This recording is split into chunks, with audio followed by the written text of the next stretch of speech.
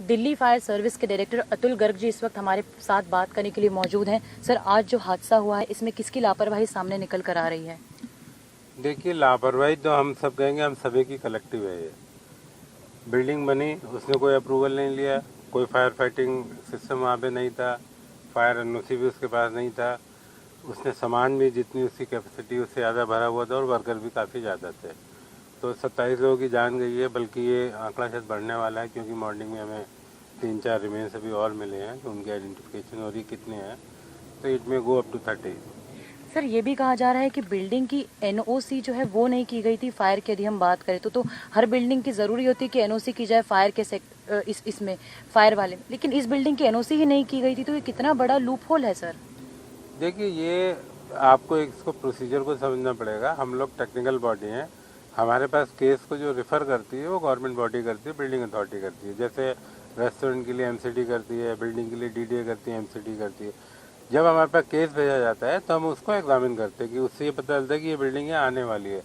पर जो unauthorized area आप कह लीजिए या जो अनकन्फर्मिटी का एरिया है, तो वहाँ पे कोई अप्रूवल लेता नहीं है।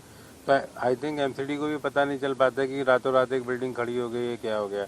पर ये बिल्डिंग अदरवाइज वैसे मजबूत थी, मतलब ऐसा नहीं था कि ये बिल्डिंग वीक है, बिकॉज उसने ग्लास लगा के, शीशी लगा के। लेकिन एनओसी नहीं की गई थी। 100% इसमें एनओसी भी नहीं था, इसके प्लान भी अप्रूव नहीं थे। प्लान भी अप्रूव नहीं थे? हाँ। किस तरह के प्लान अप्रूव नहीं थे सर इसमें, इस बिल्डिंग? कोई भी अगर आप दिल्ली में बिल्डिंग बनाते हैं जो कमर्शियल होती है, उसके प्लान अप्रूव होते हैं एमसीडी से। वो भी बताया गया था मेरे को कल रात में, मंत्री जी हमारे संग में थे, कि इसके वो भी अप्रूव नहीं है।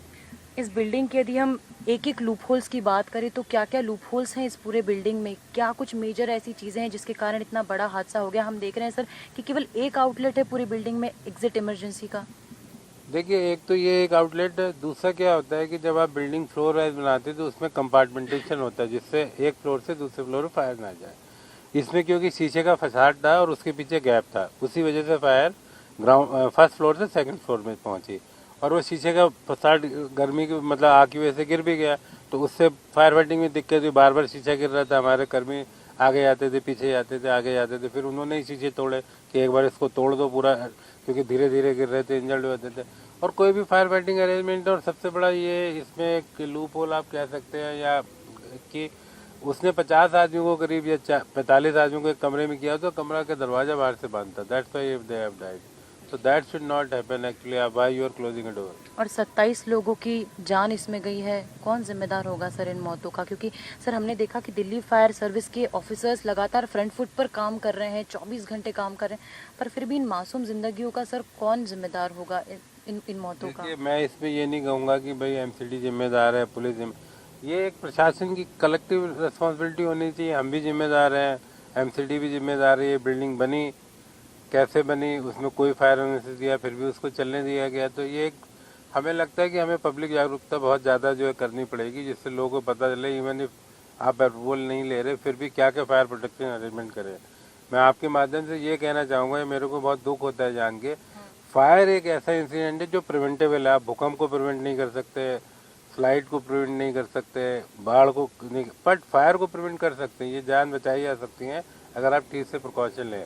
इस केस में भी आप ये देखिए, ये ब्लास्ट बताया जा रहा है कि ब्लास्ट हुआ था, एसी और जनरेटर के बीच की जो वायरिंग थी उसमें ब्लास्ट हुआ था।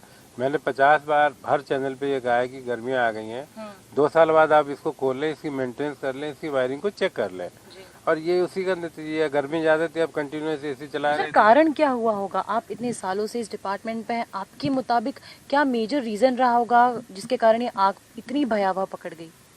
आग इसलिए ब्लास्ट हुआ, इलेक्ट्रिक ब्लास्ट हुआ, क्योंकि ये प्लास्टिक का सामान था और सामान कैपेसिटी से ज़्यादा भरा हुआ था। जैसे होता है कि आप एक बीच में ब्रीदिंग स्पेस छोड़ेंगे, तो काफ़ी सामान भी था।